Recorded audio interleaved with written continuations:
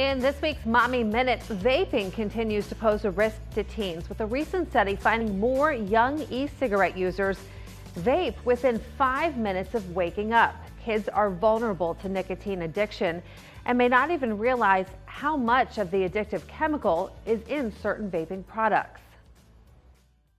The concentration, the amount of nicotine that you can find in a vape can be very high, and sometimes people may not be aware of that because the devices can be very small, so they don't appear to be a lot, but the concentration can be high. So sometimes one small vaping device can contain as much or sometimes even more nicotine than a full pack of cigarettes.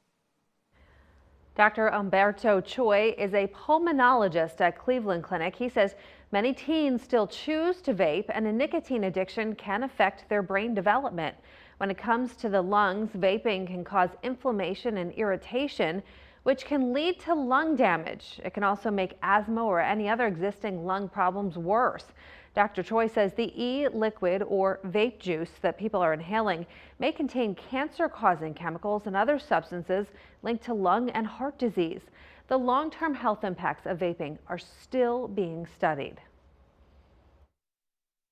Something that we still don't know is whether someone can have a long-term effect of vaping, and that's mainly is someone going to develop cancer, for example, or a chronic lung disease or a heart disease from that.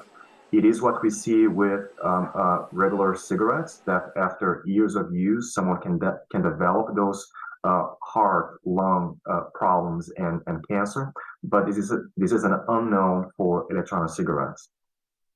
And Dr. Choi says statistics show that teens are heavily exposed to vaping, especially in school. He recommends parents openly discuss the potential consequences of vaping with their children.